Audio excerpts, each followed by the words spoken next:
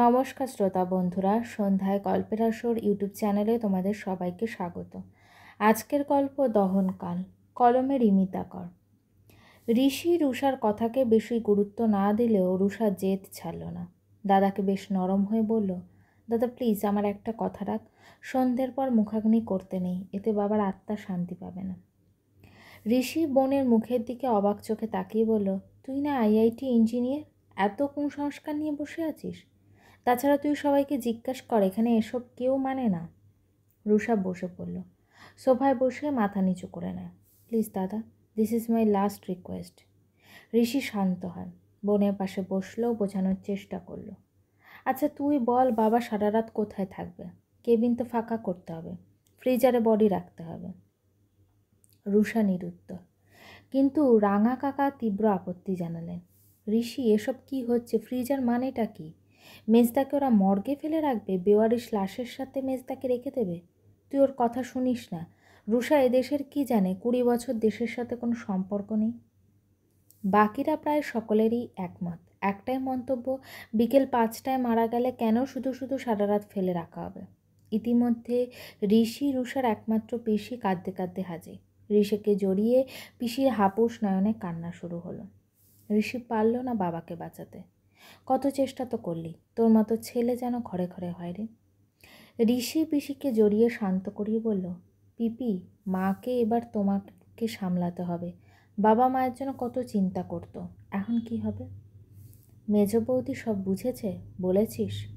মনে হয় বুঝতে পারিনি।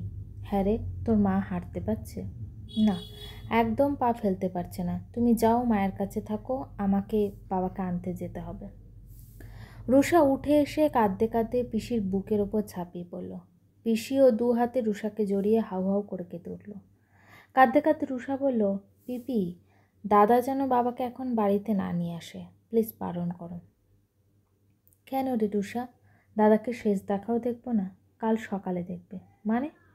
মানে কাল সকালে বাবাকে দাহ করা হবে। পিসি অবাক হয়ে ঋষির দিকে তাকায়। ঋষি অপ্রস্তুত হয়ে বলল, আমি জানি না পিপি, রুষা অন্যায় জেদ করছে। ওকে নাকি কে বলেছে রাতে দাহ করা যাবে না। পিসি রুষাকে কাছে টেনে নিয়ে মাথায় হাত বুলিয়ে দেয়।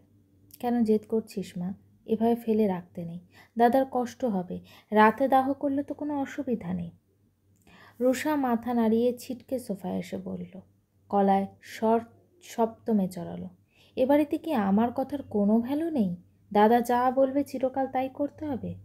আমার ইচ্ছার কি কোনো মূল্য নেই? কেন, আমি কি এ বাড়ির মেয়ে নই নাকি? বাড়ি ভর্তি লোকজন 40 বছর বয়সী উচ্চশিক্ষিতা প্রবাসী রুষার আচরণ দেখে একেবারে স্তম্ভিত, ভালো ভীত। কিন্তু ঋষি জানে তার বোনের জেদ, যে কোনো উপায়ে রুষা নিজের দাবি পূরণ করেই ছাড়বে। জীবনের প্রতিটি ক্ষেত্রে সে এমনটাই করে এসেছে। বাধা দিলে রুষা কী করতে পারে তার ধারণা অন্য কারো না থাকলেও ঋষির আছে। বিদেশে পড়তে যাওয়ার ক্ষেত্রেও রুষা ঠিক এমনভাবেই নাছোড় জেদ ধরেছিল। শেষ পর্যন্ত সকলের অমতে স্কলারশিপ নিয়ে সম্পূর্ণ একা রওনা হয়েছিল নিজের স্বপ্ন সত্যি করতে। যাই হোক, ঋষি আর কথা বাড়ালো না, হসপিটালের উদ্দেশ্যে রওনা দিল।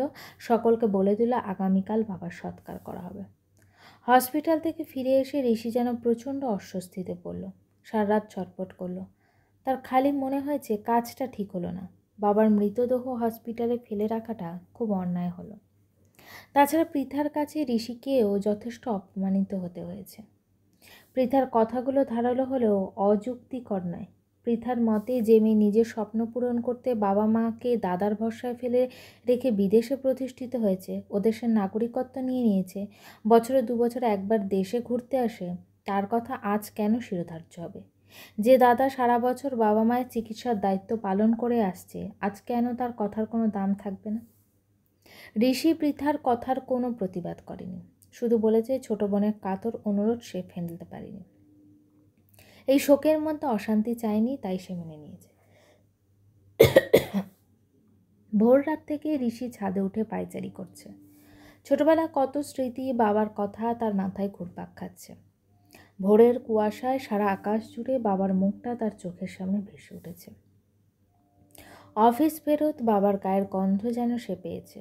এক দীর্ঘ যাত্রাপথ পাড়ি দিয়ে বাবা চিরতরে চলে গেল। সকলকে ভালো রাখার গুরু দায়িত্ব তিনি ঋষির ওপর দিয়ে গেলেন। অসুস্থ মা, অবুঝ বোন, অভিমানী স্ত্রী, ছেলে মেয়ে সবাইকে কিভাবে ভালো রাখবে সে? সকলের মাথায় ছায়া দেওয়া কি সত্যিই যায়? বাবার কাছে কত কিছুই তার শেখা উচিত ছিল, কিন্তু কিছুই যেন শেখা হলো না। ভোরের নরম আলোয় আকাশের দিকে তাকিয়ে ঋষির দু চোখে জল ভরে যায়। ঋষি বসে পড়ে মাটিতে। কতক্ষণ এভাবে বসেছিল সে জানে না। 7টা নাগাদ ঋষির নিচে ডাক পড়ল। সম্বিত ফিরতেই মনে হলো এক্ষুনি তাকে বেরোতে হবে। বন্ধু বান্ধব আসতে শুরু করেছে। ঋষি নিচে নেমে দেখলো কয়েকটা নতুন জামা কাপড়ের প্যাকেট নিয়ে রুষা খাবারের টেবিলে চেয়ারে বসে রয়েছে। তার চোখ মুখে রাত জাগা ক্লান্তির ছাপ স্পষ্ট। দাদাকে দেখতে পেয়ে রুষা ডাকলো, দাদা শোন, এই নে এটা পরে নে, সাদা পাজামা পাঞ্জাবি। আমরা সবাই মানে তুই, আমি, বৌদি, পুপে, পিকু সাদা ড্রেসে শ্মশান যাব। বোনের মুখের দিকে তাকিয়ে অবাক হয়ে ঋষি বলল, কেন নতুন জামা পরবো কেন? না মানে সাদা রং এই সময় তো পরতে হয়। তুই এসব কখন কিনলি? 2 দিন আগে, ডাক্তার যখন বললেন নো হোক। ঋষি কিছু বলার আগেই পৃথা এগিয়ে এলো। রুষা, এই সাদা পোশাকের চল সিনেমা সিরিয়ালে নিশ্চয়ই তুমি দেখেছ। এখানে কিন্তু কেউ শ্মশান যাত্রায় নতুন জামা পরে না। আসলে বাবা মায়ের শেষ অবস্থায় শপিং করার মতো মানসিকতা তো আর সকলের থাকে না। ঋষি বুঝতে পারছে যে জল কোন দিকে এগোচ্ছে। অশান্তি, কথা কাটাকাটিতে সময় নষ্ট হবে, তাই তাড়াতাড়ি সামাল দেওয়ার চেষ্টা করলো। পৃথা, কথা বাড়িও না। রুষা যা এনেছে পড়ে নাও, আমাদের এখনই বেরোতে হবে। আমারটা দাও, পড়ে নিচ্ছি। সে তো পড়ে নিতেই হবে, রুষা কিনেছে, আমাদের না পড়লে কি উপায় আছে? কিন্তু কোন দিন তো এসব দেখিনি, আজ দেখলাম। নাটক চলছে এখানে। আরও অনেক কিছু নিজের মনে বলতে বলতে পৃথা পাশের ঘরে চলে গেল। রুষার ডুকরে উঠল, দেখলি দাদা, বৌদি কি বলে গেল? আমি নাকি নাটক করছি। বাবার মৃত্যু নিয়ে কোনো মেয়ে ড্রামা করতে পারে? আমি কিন্তু আর টলারেট করতে পারছি না।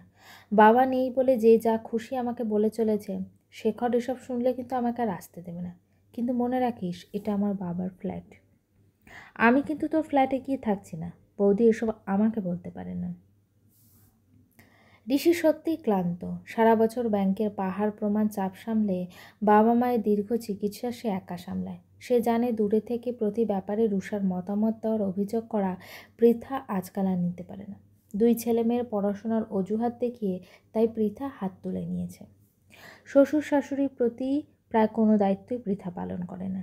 চিকিৎসার ব্যাপারে ঋষি কিছু বলতে গেলে বলে, তুমি একা হলে সব করতাম, তোমার পাশে থাকতাম, কিন্তু তোমার যা বোন, আমার কিছু করার উপায় আছে? তোমাকেই কথা শুনিয়ে দেয়, তুমি মেনে নাও। আমি কিন্তু তোমার বড়লোক বোনের কথা শুনতে পারবো না। ঋষির কোনো যুক্তি এখানে খাটে না, কিন্তু সে পৃথাকে বোঝাতে পারে না যে পৃথার সাহচর্য তার একান্ত দরকার। চাকরি সামলে সবসময় সবটুকু করা যায় না। একটা চরম একাকিত্বের অন্ধকারে সে ক্রমশ ডুবে যাচ্ছে। ঋষি রুষার হাত থেকে নিজের জামার প্যাকেটটা নিয়ে ঘরে ঢুকে গেল। ঘরে ঢুকে দেখলেও পৃথার ছেলে মেয়ে কেউ তৈরি হয়নি। পিকু অঘরে ঘুমোচ্ছে, আর পুপে ঘুম চোখে খাটে বসে আছে, আর পৃথা জানলার দিকে তাকিয়ে চুপ করে বসে আছে। এমন দৃশ্য দেখবে ঋষি আশা করেনি। সেই মুহূর্তে ঋষির মনে হলো যে সমস্ত পৃথিবীতে তার নিজের বলতে সত্যিই কেউ নেই। পিতৃবিয়োগের এই কঠিন সময়ে কাল থেকে পৃথা একেবারের জন্য কাছে আসেনি, সহানুভূতিও দেখায়নি। যেন এটা তেমন বড় ঘটনাই কিছু না। বাবার বয়স 80 ছুঁই ছুঁই, সুতরাং মৃত্যু খুব স্বাভাবিক। অথবা পৃথা ভেবেই নিয়েছে যে পুরুষ মাত্রই সর্বং সোহা। পিতৃশোকে কাতর হওয়া মাঝবয়সী পুরুষকে মানায় না। ঋষির কন্যা পুপের বয়স 15, যথেষ্ট মেধাবী এবং চৌকস মেয়ে। কিন্তু দাদুর মৃত্যুতে পুপের অদ্ভুত আচরণে ঋষিও মনে মনে অবাক হয়েছে। কাল সন্ধ্যায় খবরটা আসার পর কিছুক্ষণ পুপে মাথা নিচু করে ঠাম্মির পাশে বসেছিল ঠিকই, কিন্তু রাতে তাকে বেশ আস্তে আস্তে ফোনে কথা বলতে ঋষি দেখেছে। পিকুর বয়স 10, সে সব কিছু বুঝলেও তার কোনো প্রতিক্রিয়া ঋষির চোখে পড়েনি। ঋষি বুঝতে পারছে যে তার সন্তানদের অনুভূতিগুলো ক্রমশ যান্ত্রিক হয়ে যাচ্ছে। আতঙ্কিত হয় তারা বড় হচ্ছে, কিন্তু মানুষ হচ্ছে কি? ঋষি সাময়িকভাবে দিশেহারা হয়ে পড়লেও নিজেকে সামলে নিল। বাড়ি ভর্তি লোকজন। পৃথাকে কিছু বলতে গেলে হাজার হাজার কথা সৃষ্টি করবে। পৃথা কি বলবে তাও ঋষি জানে। রুষার প্রসঙ্গ ঋষির আর শুনতে ভালো লাগছে না। পৃথা আসলে বোঝে না যে সহোদরার প্রতি রাগ অভিমান জমা হলে অন্য কারোর মুখে তার কাটাছেঁড়া শুনতে দাদা হিসাবে যে তার কষ্ট হয়। সবথেকে বড় কথা, বাবার মৃতদেহ এখনও হসপিটালে মর্গে শায়িত। ঋষির ভেতরটা দগ্ধ হচ্ছে। অপরাধবোধের কালো ধোঁয়ায় চারদিক যেন ঢেকে যাচ্ছে। ঋষি দেখল ঘড়ির কাঁটা 8টা ছুঁয়েছে। ঋষি আর দেরি করলো না, কয়েক মিনিটের মধ্যে সাদা পাঞ্জাবি পায়জামা পরে নিল। তারপর সাধারণভাবেই বলল, রুষা, আমি চললাম। তোমাদের যদি বাবার সৎকারে যেতে ইচ্ছে হয় তাহলে তৈরি থেকো। 1 ঘন্টার মধ্যে বাবাকে বাড়িতে নিয়ে আসছি। না গেলেও অসুবিধা নেই, তবে গেলে রুষার আনা সাদা জামাকাপড় পরে নিও। সদ্য বাবাকে হারিয়েছে মেয়েটা, সেটা একটু মাথায় রেখো। ঋষি পৃথার প্রত্যুত্তরে আশা না করে ঘর থেকে বেরিয়ে সোজা গাড়িতে উঠল।